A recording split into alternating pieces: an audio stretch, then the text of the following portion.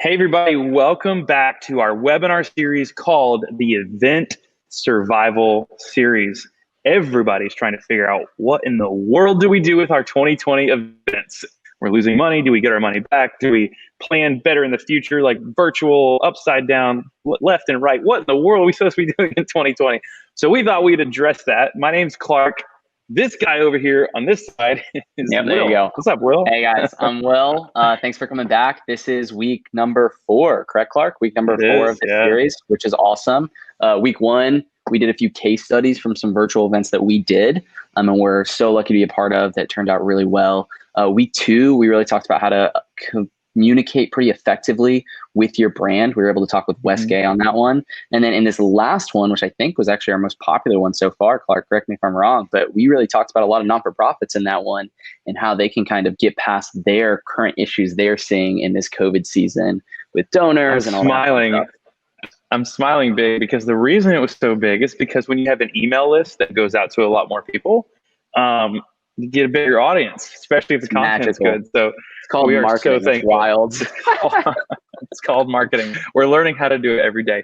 We're so thankful for the United Way of Chattanooga and partnering with us last week. If you missed any of them, honestly, there is some, not just because we were part of it sincerely, there is some really good information in the 3 webinars if you missed them. But let's move forward to today because it's today and nobody cares about week 4. Yesterday. What's happening week 4, Clark? Today's conversation, we're specifically looking at the new norm. That's what everybody says, right? It's like almost like tired of hearing it. New norm in these trying times. Trying times. How should you prepare for what comes next after the pandemic?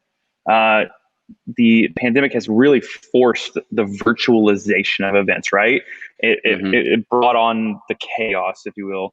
And we can no longer assume that in-person events are better. Many people are going to come back to our events in person, but we can't just put the virtual stuff on the back burner. We have to utilize the powerful combination of both, right? So virtualization, it's a both and at this point. It's a both and, yeah. I guess what I hear most often is, well, how am I going to figure out how to do both? I couldn't do both before, and I can't, there's no way with all the time I've spent on the virtualized stuff that I could do a live event now. How do you do both? So that creates a lot of overwhelmed, frustrated, anxiety, honestly, and we don't want you to have anxiety. It is unhealthy.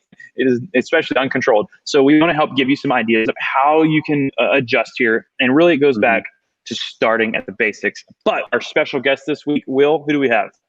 So we have Taylor Jones. Clark, as smart as you are, I would love to also talk to someone else on this topic. So we're bringing in Taylor Jones. Taylor Jones is a really great friend of ours. He's fantastic.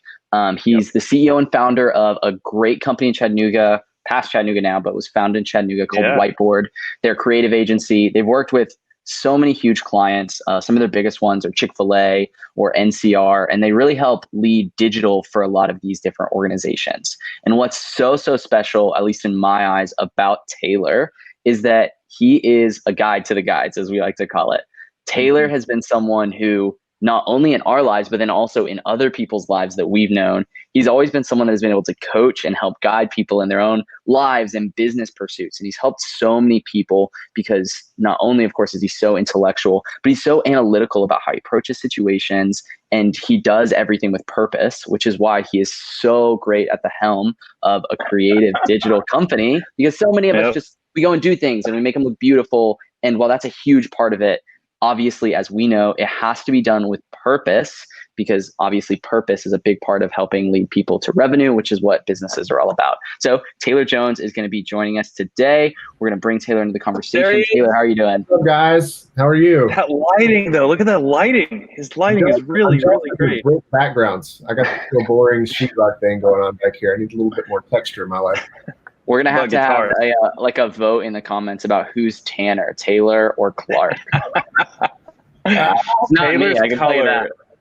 Well, anyways, but Taylor, if you can't tell, Will and I both have just an admiration or a crush on you, man. We just have a huge heart for what you do, and you've led us so well. And when Will just said you're the guide of guides, you really, I mean, if I look back over the last couple of years, if I needed business help, Taylor was one of the first two people I called.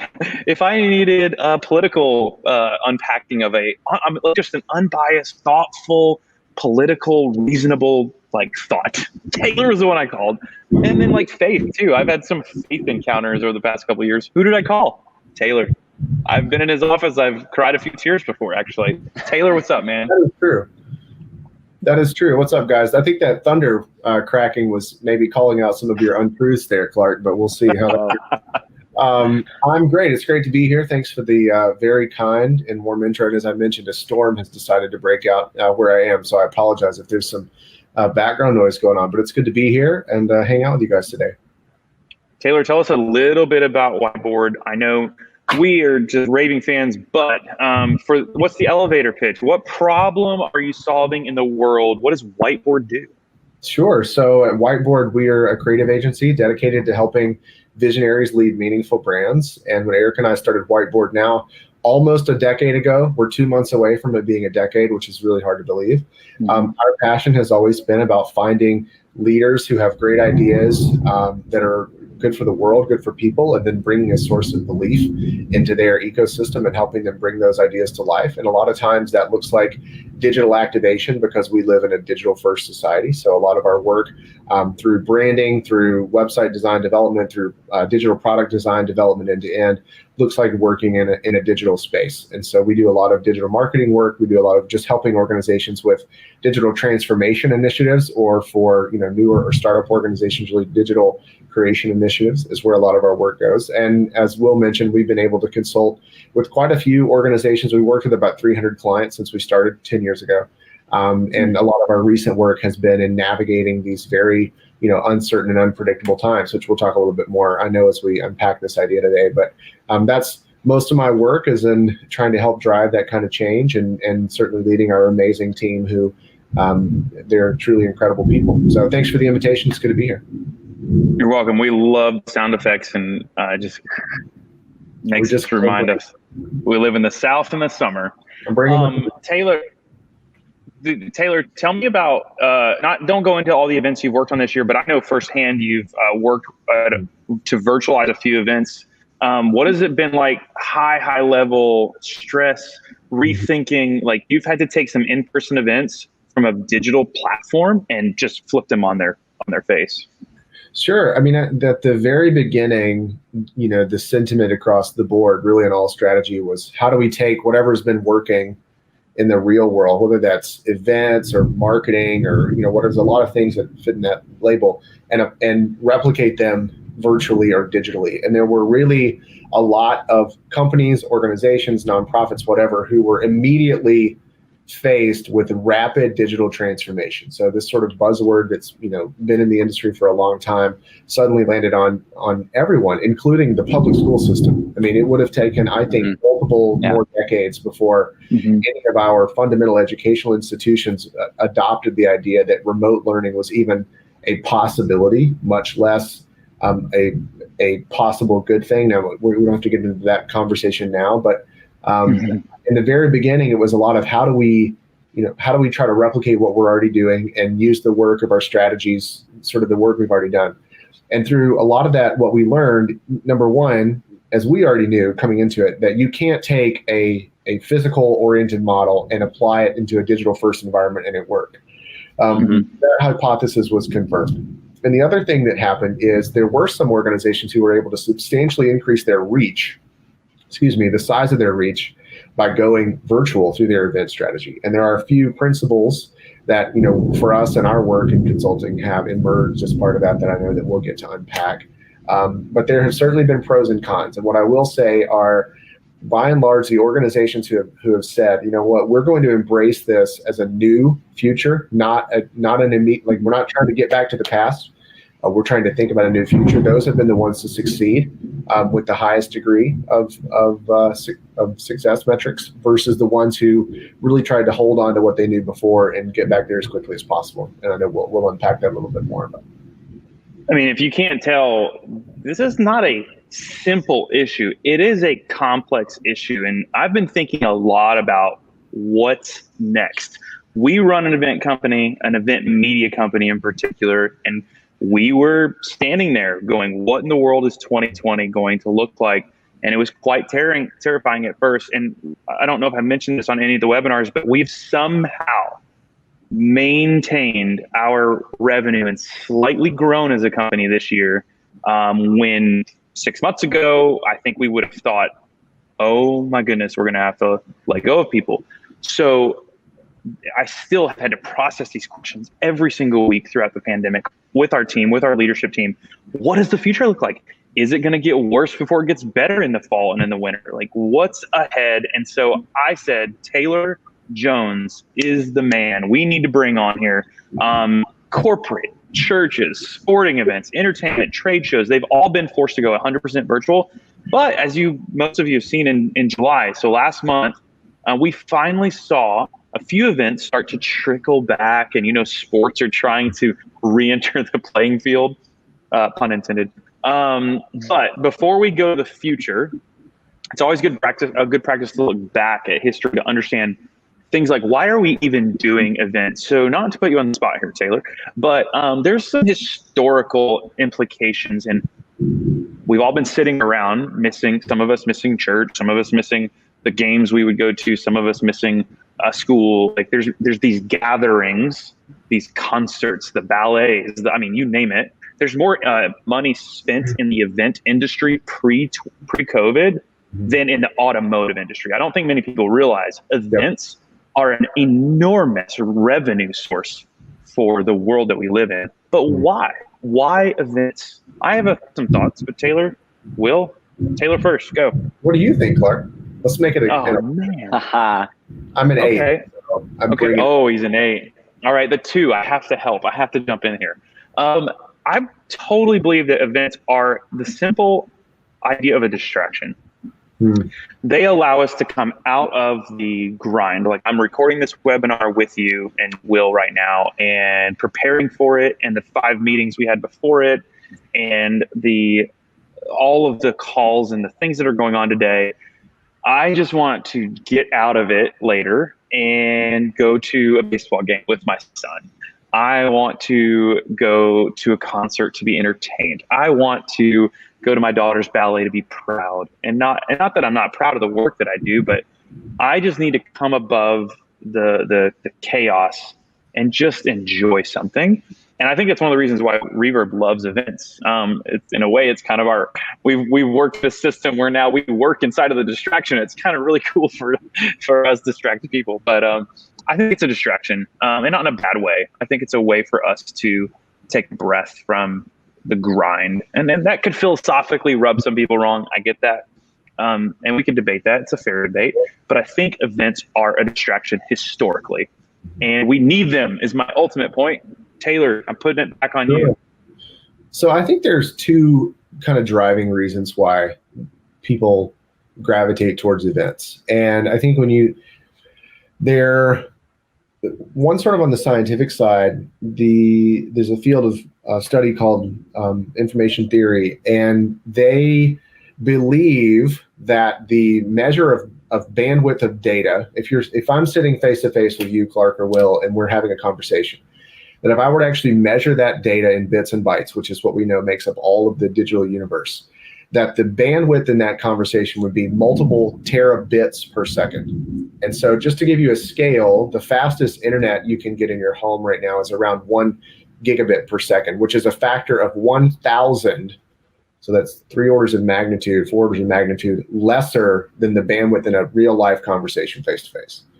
So then when you compress that further into a video conference, like the one we're having right now, it's usually about 5 to 10 megabits. So that's another factor of 1,000 lesser than the maximum bandwidth you have in your house. So the amount of information our brains are engaging and processing in this moment is 1,000,000 times lesser than the amount of information we process when we're sitting physically face to face. So there's this visceral fulfillment that we get. That's why you feel the whole Zombie kind of sentiment when you've been on a video conference all day, because it leaves you longing in many cases for that very high bandwidth engagement that we're used to in a larger environment.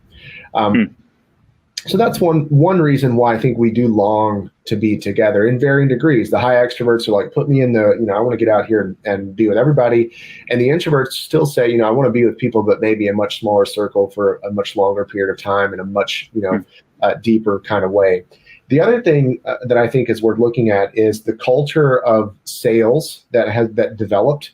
And if you look at the higher education institutions like Harvard, for example, they've become notorious for really promoting extroversion as a key element of success.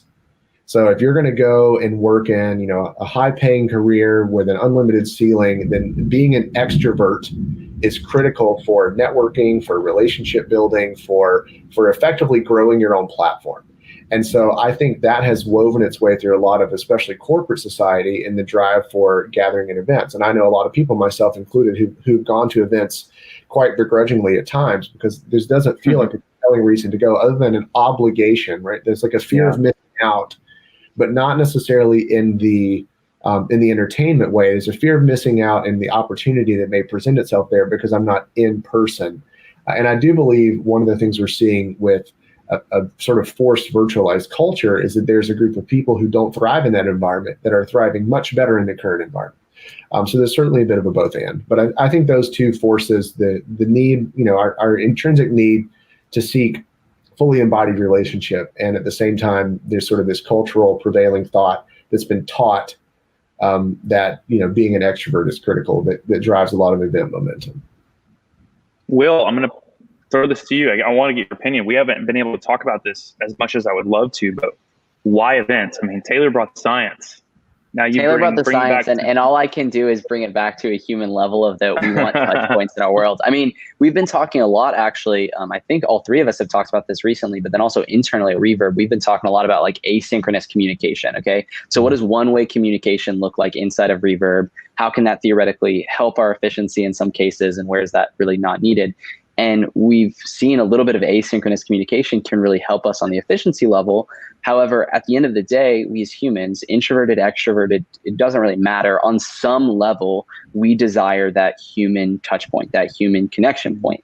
We want two-way communication. And then as Taylor broke it down so effectively, we can see the scientific data behind in-person, face-to-face human touch point, where that really differs in the online and virtual. But then also, and you kind of hit on this a little bit, Taylor, it's not necessarily a one is better than the other in all situations. I mean, you even hit on this close to the end. Like, yeah, the information might be a little bit less in the type of communication that we're doing, but to some, people are really thriving in this type of environment to where they know that they're mostly communicating with individuals through this virtual front versus, having to begrudgingly go to that event, which I know I've been in that situation a time or two as well. And so it's a really big balance on that front, I think. But I think that at the end of the day, when you look at the foundational level of what events are, it's a touch point between humanity.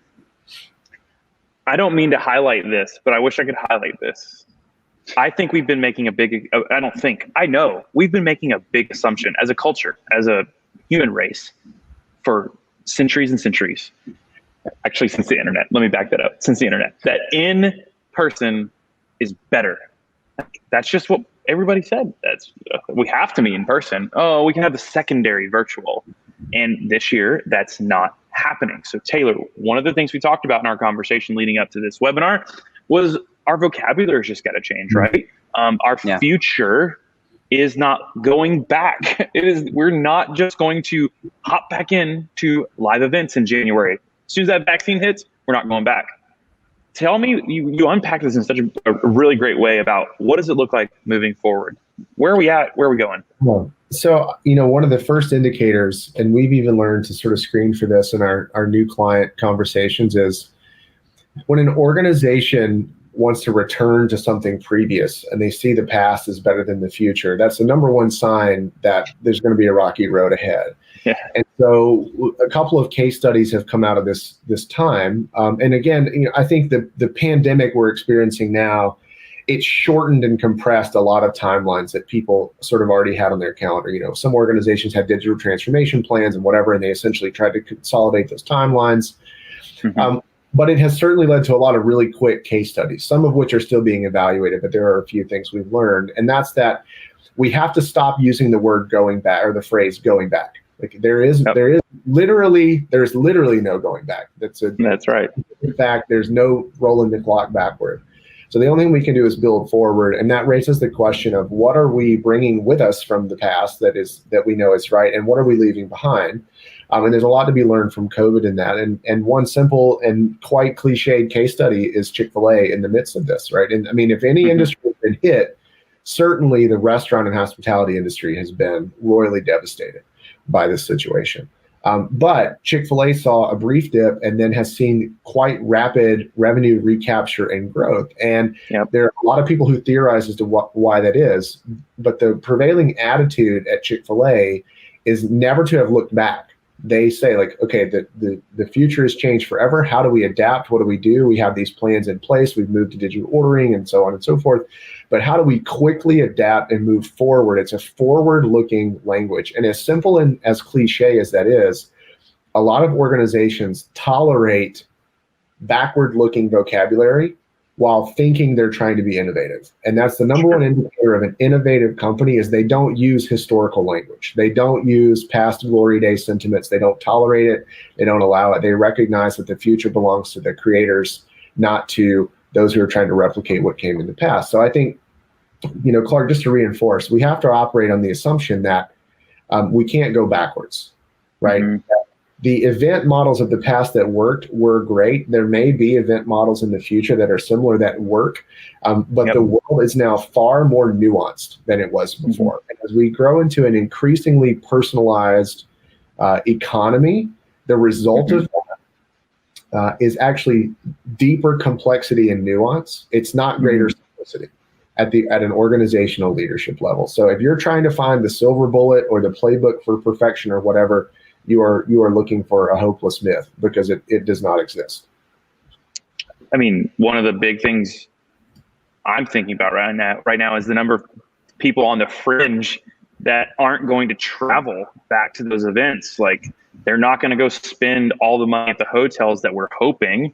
They're not going to go spend the big dollars on those events that don't have, in my opinion, the experience level, the experiential level is what I'm saying, as some of the pretty boring conferences are going to lose a lot of people is what I'm saying. Sure. And so talk to me about the shift in like the moms and dads who just want to stay home with their kids instead of spending a bunch of money on flights and hotels and cars.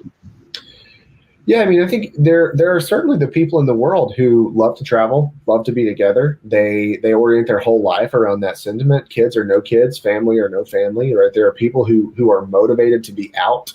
And I think those people will rapidly return to that pattern of behavior. And I think it's great for them to do that.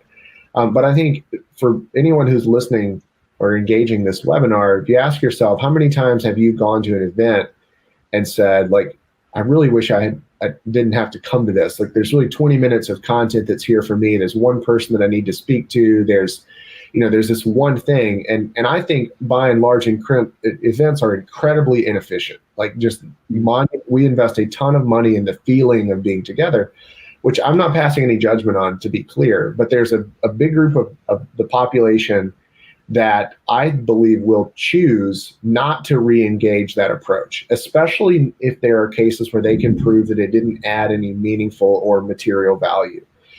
I think trade shows, for example, are way up in the air. I've talked to a lot of people who attend industry trade shows, and they do it because they feel like if they don't go, they're missing out on some insight. Well, now that those insights have been successfully, the people who hold on to those insights finally realize you got to send this stuff out digitally. There's not a compelling reason to go and be at an industry association gathering in many cases. So I certainly think that's one facet.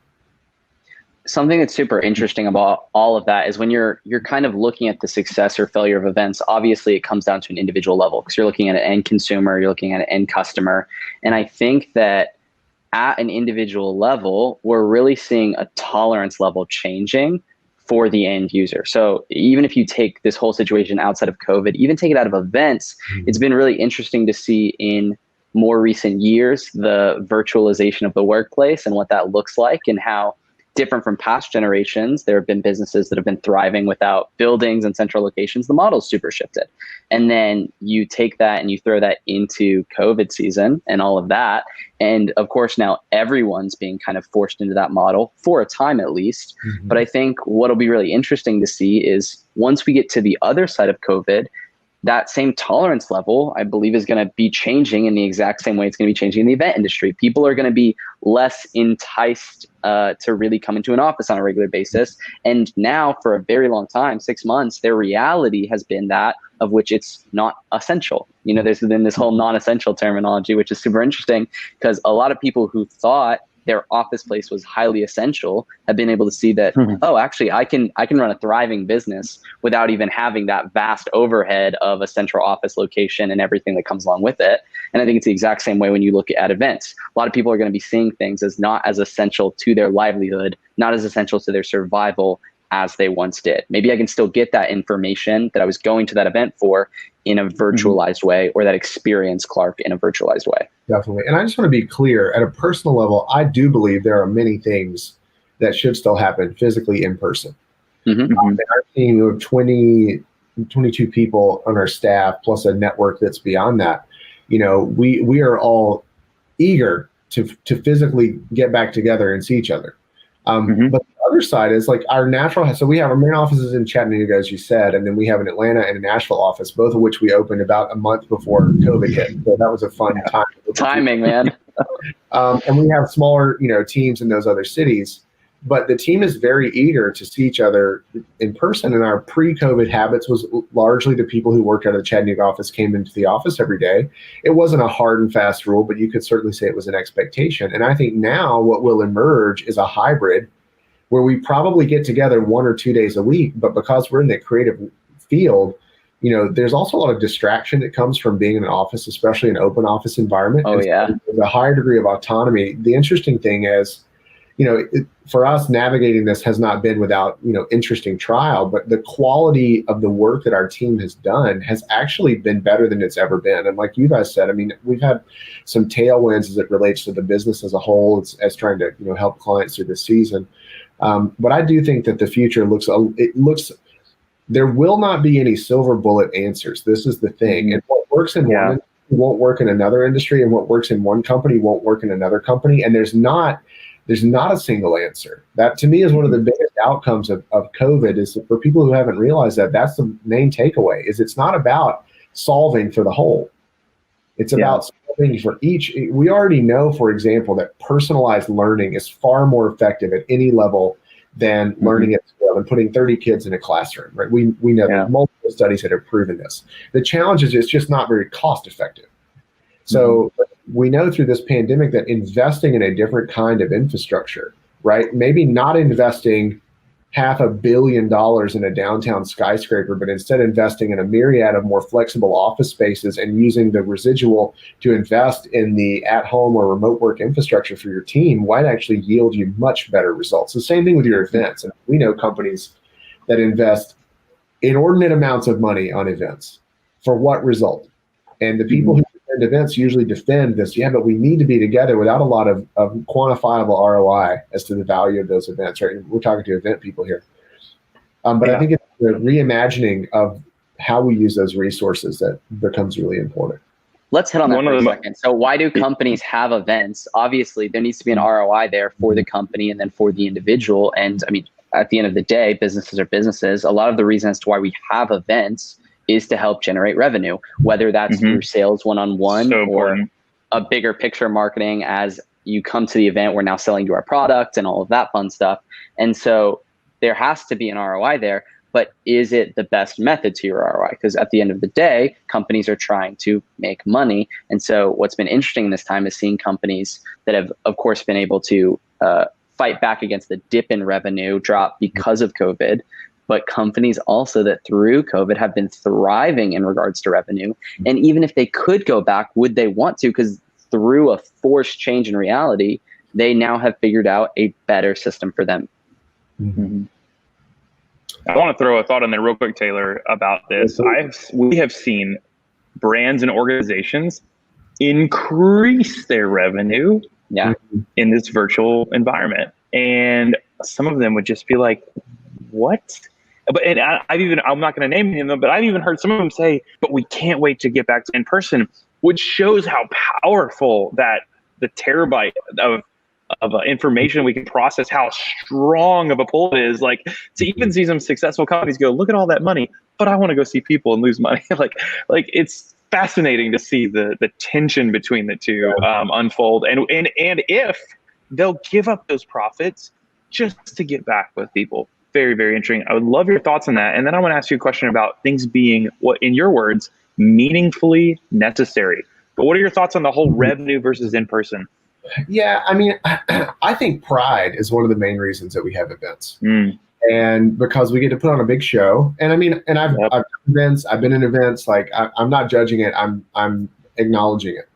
That there's something about an event that feels large, it feels substantial. And in the event world, there's the pressure to have the biggest event. I mean, I've never been in a room with a person who runs a company that has events where there's not pressure to make the event bigger or more exclusive. It's like, we want the event to be bigger, but we're going to cap attendance so we can feel really good about how many people we've left out. Or sold out. We're selling out the crowd, and in reality, Ticketmaster bought all the tickets, but they haven't actually been bought by a consumer. And so I think there's a lot of pride in events. And I think when specifically, you go to a baseball game. I love going to baseball games. It's awesome. You go for a sense of pride of being there with your team. Yeah. So there's a high motivation in that kind of gathering. But I do think that is one of the gotchas of the event space, and it's why people choose to invest in many things that don't have a positive ROI, is the false sense of pride that comes along with it. But again, the companies that are really truly thriving are the ones that have a very strong read on the metrics of success. And they deeply understand why they do what they do and how to measure whether it's worth it and when to say no. So it's good. It's really good. I want to take this to one of the most important, I guess, elements of this conversation today, and that is, what can we give people that are watching to go, okay, they've talked about a lot of important stuff and philosophical, but now what do I do? What do I focus on? Taylor, you're the guide. Clark and Will, Reverb, you're the guides. What do we do? And one of the most interesting things I remember from our conversation was talking about things being meaningfully necessary. And so when it comes to an event that it's not a sporting event, so you don't have the meaningfulness of a football game that's your team, it's meaning to me. The church conference, leadership conference, that's my leadership conference, it's meaningful to me. What about the in-between? When you lose the meaningfulness of an event, guess what takes over? The meaningfulness of being home or being safe or being cheap or inexpensive. And those things I think that is where the great divide is going to happen. And I don't mean to get into philosophical, but what I'm trying to say is this. If you who are watching want to have a successful strategy moving forward, you need to think about how meaningful is your event experience, both virtual and in person. Because there are, I'm talking from experience. I have spent the last 3 years being on the road, but the last 6 months being with my family has been so fulfilling. And so you are going to have a strong pitch to get me to an event. And the ones I first look forward to going to, an Auburn football game, a Braves or a Red Sox game, some type of an event in the church world that makes churches healthier and stronger. But outside of that, I can't see myself desiring to go to an event. Thoughts? Yeah, I think one of the things as a leader that you have to think about is whether or not you're empowering your team to have those moments with their family or taking it away. Whatever that definition of family means for you and your team and that person, that's a reality of events and travel. And anyone who has been forced to travel and not wanted to travel probably understands that sentiment. But we are in a season where we can do things in a different way, where we don't have to make the same kind of sacrifices, quote unquote. The things we like to put in the sacrifice bucket as though they're accepted natural norms of sacrifice that must be made in order for the grind to occur. I think we're at a good time in history to really challenge some of those, at least the modern assumptions there. But Clark, I mean, I like your question, really thinking about what about this event is actually meaningful and useful, and why are we doing it that isn't pride centered? I mean, to me, that's a key question to ask. Sorry, go ahead. No, Will, yeah. I mean, this meaningfulness, we talk about it all the time, not only for a company, but the events we're attending. Mm-hmm. What's the meaning? We asked the question at the beginning. Why? Will, meaning is important to you. We've had these conversations. You have to set up your future events to have meaning. I don't know how else to say it other than as clearly as that. I feel like I'm talking to Simon Sinek over here. You got to start with the why. But seriously, you do have to start with the why. And the intriguing thing about that is if you don't have a strong reason why, of course, there's no purpose for you as an individual or as an agency or as a company to put on these events. But events don't work without strategy and marketing put behind them. Like, depending on whatever your variation of success is. So like if it's a pride centered thing and you just want a bunch of people to show up, your event still isn't going to work unless you put the strategy on the marketing side in order to get a lot of people there to show up. That's a huge part of it. Or if you're actually hosting an event for some sort of an ROI, whether it's hot leads to take into the future, whether it's product sales happening, whether it's tickets to the next event, there's so many of those, or whether you're selling some other form of product, none of it's going to work without an effective marketing strategy for the event. And I think that there's an assumption pre-COVID that people are going to come because it's an event or because it's a big, sexy production or, name your reasoning. But now a lot of those they have been stripped away in the midst of COVID. And then going forward, there's probably going to be a recontextualization for the individual about what is worth it. And so it's forcing a lot of people to say, okay, what does my end user want? What does my customer want? What's my purpose behind it? But then why would they come or why would they not come? Like Clark, you started listing off a few of those reasons or a few of those events that you want to be at. You want to be at your sporting event because there's pride to it. You want to be at your church conference event because you're deeply ingrained in that society and that culture and you're trying to make that better. I know for a fact, both of us want to go back to that marketing event that we love because it helps make us better. Yeah. Like it helps us better connect with our customers and that helps our company do better, which ultimately why the reason any of us participate in our companies to help our quality of life increase. Taylor, we've had this conversation before. Whiteboard exists because it's a lifestyle company. Like the company exists in order to facilitate the type of lifestyle for you, your team, and your clients. And you guys do that in a beautiful way.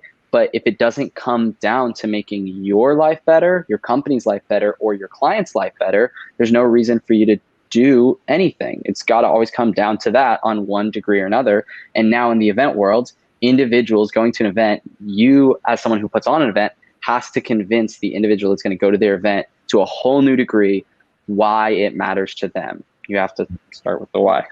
Yeah, and I think you owe it, right? I mean, and I don't know if we want to dive into some of the practicals, but we've talked quite a bit about doing one of the first steps you can do in trying to figure out what to do next is to conduct a design thinking exercise around your events and really press into the core motivations and outcomes of having whatever type of event it is that you're used to conducting. What are you really trying to do with or for the people who gather? And so what I mean by that is, there may be a motivation to have an event to build synergy and unity and alignment amongst your team or your constituency, which is a very valid reason to have an event. There may be a need to gather to have certain types of training or discussions that require, hands-on engagement that are important. There might be a reason to gather to build brand pride. I mean, there are a lot of motivations, but I think if you can get back to this core, one of the things because of events have been around for all of time, is that we take a lot of those things for granted, the assumptions. And so go back and actually define, this is why we gather, this is why we do what we do. And then look at other ways to solve for that same outcome that may not be event related. The event model is an assumption. And in many cases, it is a good assumption, but in also many cases, there might be better strategies that you can deploy to build brand synergy, to build brand unity, to build cohesion, right? We don't live in a world where we're together all the time. So building brand unity around being together doesn't always seem to be the right approach when you're trying to build a global brand. I think that's the first step Let's repeat that. The first step, design. Did I hear you say do a design thinking exercise? So we're not talking about putting pen on paper yet. We're talking about let's step back and let's have an exercise to define those outcomes. So important. Exactly, which can simply be taking 15 minutes to not assume that the event is the right answer. Right. Right. Just have a what if we didn't have an event, how would we still accomplish the same goals? And that pride. If you fill in that blank with because of pride, because we're proud, then you're off to the wrong start. Number two, Taylor. To all the people who are employed in event production jobs who are terrified, be adaptable. Be the person to lead that conversation, not the person to wait for the conversation to happen to you. That is the thing that your organization needs. They need you to drive the thinking and not be the person who is stuck in the past thinking. That's the person that they're looking for to help build the future. So don't get caught. So good. Well, I think a part of that fear too is a fear of, losing your livelihood. But I think if there's one thing I've seen through this is that it can actually strengthen your livelihood in a lot of ways. I mean, Clark, you hit it earlier. You've been on the road for years now. You got to spend 6 months with your family, and our company actually did better in this season than the prior one. It's crazy. Speaking of in the future, the next 24 months, Taylor, what do you recommend? Number two, what do you recommend that we do going into the next 24 months? I think that for the next 24 months, people should prepare to have a remote first philosophy. So yes, controversial, I know. But there's a couple of reasons for that. Number one, I don't think that this situation at large is going away, whether it's COVID or related. I think there's just a lot of indicators. I don't say that as a political statement, but I think that the reality is there are some things that have permanently shifted. There are some fears that are now permanently implanted in people's minds. And so the reason I say remote first is because it's usually the least considered. And so if you force yourself into a remote first thinking and methodology, you won't make that the second class experience. So if you spend a little bit of time doing remote first and you make it first class when you already knew how to do in-person events well, then you can actually come out with a both and strategy. And that also necessitates not trying to apply, as I know you guys at Reverb have said multiple times, like you can't apply an in-person event playbook onto a virtual event experience. It does not work. The way that people engage, the way that you manage time, the way that you have to honor the clock. There's some really small practical things that get very important in remote first events. So I definitely am an advocate of thinking that remote first for events for the next 24 months is really important if you want to be successful. I think that's going to be one of the biggest takeaways from this webinar is when people leave here, they go, oh, you mean 24 months? We need to be thinking about this. I would agree wholeheartedly. Taylor is, I would say most likely is going to be correct on this moving forward. I'm going to move on to number three because it's also a bit abrasive that you said that you have to think digital first and remote first, because so many people are excited to say like, yes, it's super important. We're going back, but we're really excited to get back in the office. Yeah. And yeah, sure, it might happen to some degree, but you're dead on in the fact that if you don't strongly value that approach, it's going to default to the back burner. In fact, I think churches are a really funny case study of that, because I can tell you 10 people I know off the top of my hands in 10 different churches. They're like, yeah, digital is super important. We firmly believe that, but we super value our in-person experience more. So we're not going to put the revenue there in order to make that a great experience, or in order to solidify that in an effective way for our congregation or whatever. And because of that, as they got in this situation, it was so much lower valued than their in-person. And of course, now you can't buy camera products right now across the board because churches and other event industries have bought them out entirely, which is hilarious. But moving forward, you're prone to fall into the same sand trap really quickly if you don't flip it on its head. Let me add one comment. I know we're pressed for time. You're okay. Is unique because the data shows that, and I'm trying to speak as neutral in this commentary as I can. The loyalists came back. The French people did not and likely will not in the church case study. And I don't think that's unlike the other environments as well. That's why I'm bringing that up. And this is what we love to do, right? We love to pick out one exception to the statistical trend and say, this is actually what's going to happen. It's not what's going to happen. The data shows everything in the opposite direction. And I call it the miracle expectation. And I use this beyond just the church conversations. Like, we're expecting an anomaly. And that is literally statistically wrong to expect an anomaly. So if you're expecting an anomaly, the chances of you missing the boat are huge. So don't do that. And in that particular context, again, I think applies universally. The faith organizations and churches that deployed an engagement strategy as a focus versus bolstering their live stream are the ones that have seen their audiences sticking around. Same is true to me for That's right. Gosh, that's so good.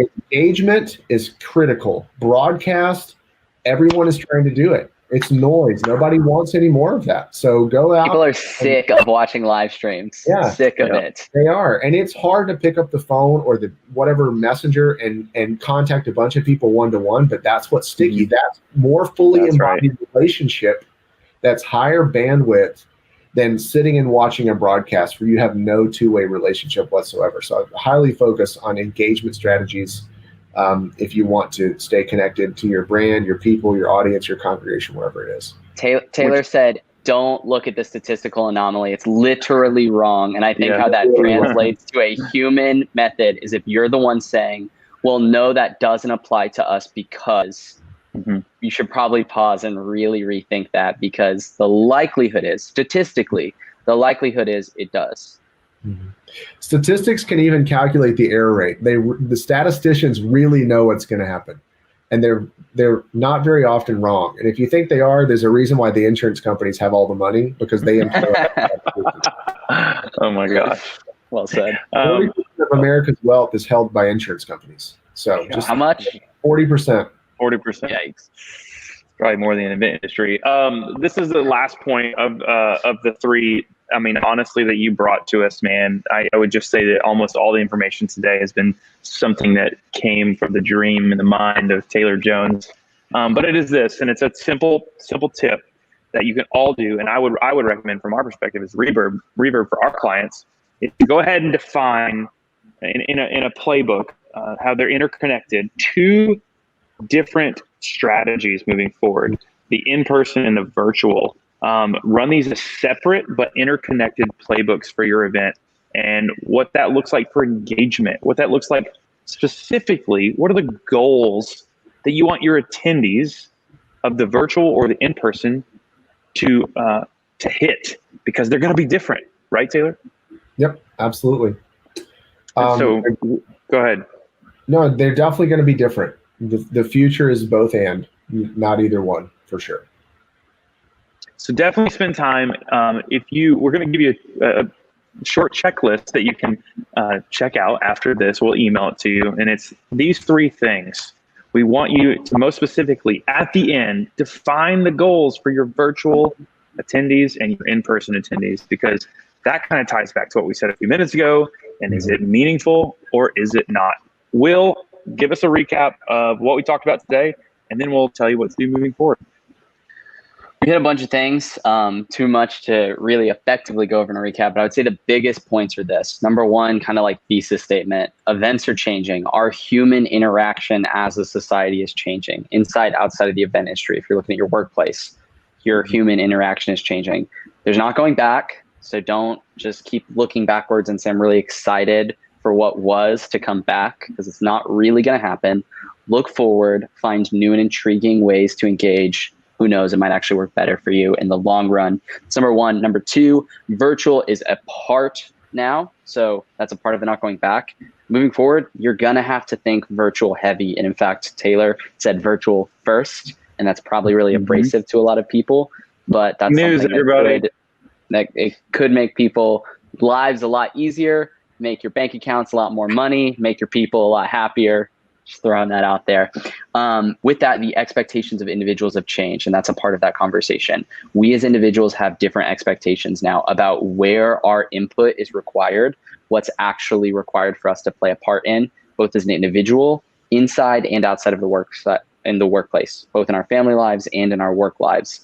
Our expectations are different, and so if you're not adapting to that, you're probably losing out. And a real reason why is number 5, which is you have to ask, why should someone be at my event? Why should someone participate in my event? Or take it past that. Why should someone participate in my product as a company? Why should someone listen to what I have to say? All of these things revolve around the exact same thing, which is, why do I matter? And you have to ask these deep questions so you can really clearly articulate why you matter and make it important to the individual. You have to ask the question, what is the purpose of this? And if you can't find a good purpose, you probably should go back to the drawing board and figure out a good purpose. Otherwise, people aren't going to come and you're not going to have the desired ROI that you're looking for. Did I miss anything, guys? No, you nailed it, man. You nailed it. Thank you, Awesome. Will. Thank you, Taylor. Taylor, we're thank so you so appreciative much of for you, joining man. us. My pleasure. Absolutely. Guys. Thank you so much for being a part today. Thank you. This was week 4 of our event survival series. You can reach out to Taylor. It's Taylor at whiteboard.is, I think. Does that sound right? It is. Taylor at whiteboard.is. Check out their website. They have literally some of the top thought leaders in marketing and communications and problem solving, which is most important. It's about problem solving for your customers. Check them out, whiteboard.is. We will see Taylor again soon. Someday I have a great feeling. Next week, our webinar is a live Q&A where we're going to be talking with a couple of examples of great work and having a Q&A with our live audience. So really excited. This was week 4. Week 5, we wrap this, but we got more coming up after that.